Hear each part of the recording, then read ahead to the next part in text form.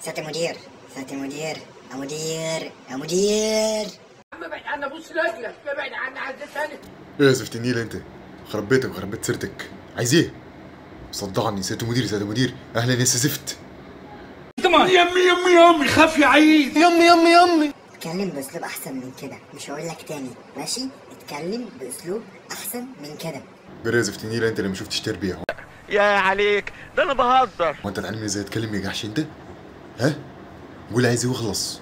انا عاوز اجازة. عاوز اجازة.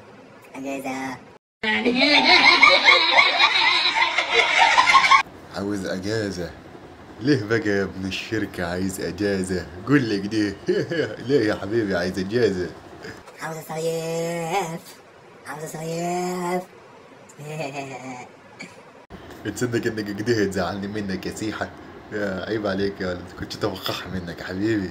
بقى في واحد ابن الشركة والشركة معتمدة عليه يقول انا عاوز اجازة، بدل ما تيجي تقول لي يا حيوان الايام اللي انا بقعدها اجازة انا مش عاوزها وهنزل عشان اساعد الشركة. اخص عليك يا سيحة، اخجلتني واخجلت ثقتي فيك. امشي كلب البحر، ما فيش اجازة.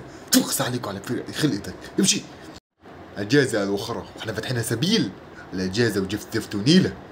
تخص عليك يا ابني الله عيني عيني. طب الحركة اللي انت عملتها دي يا عليك، ده انا بهزر. ماشي، مفيش اجازة يعني؟ ماشي. انا مش عاوزك تزعل، مش عاوزك ايه تزعل، ماشي. قدها وقدود وعلى مفخلك ركبوا، امشوا غن من وشي.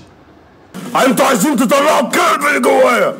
طيب انا دلوقتي رحت طلبت منه اجازة بالود وبالاحترام عشان انا محترم ومتربي، مرضاش يديهاني.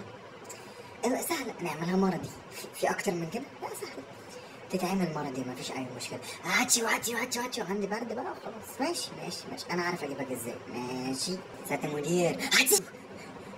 سيادة المدير، هاتشي. سيادة المدير. انا العصر.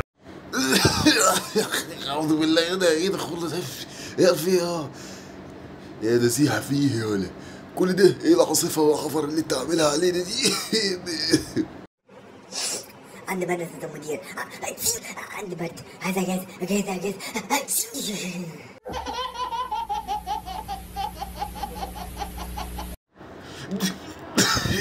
شغل من وجهي تعجز اخر الاسبوع، مش شغل. الله يخرب بيتك، الله يخرب بيتك، هتدور من وشي. اوكي سيادة المدير، شكرا. السلام عليكم.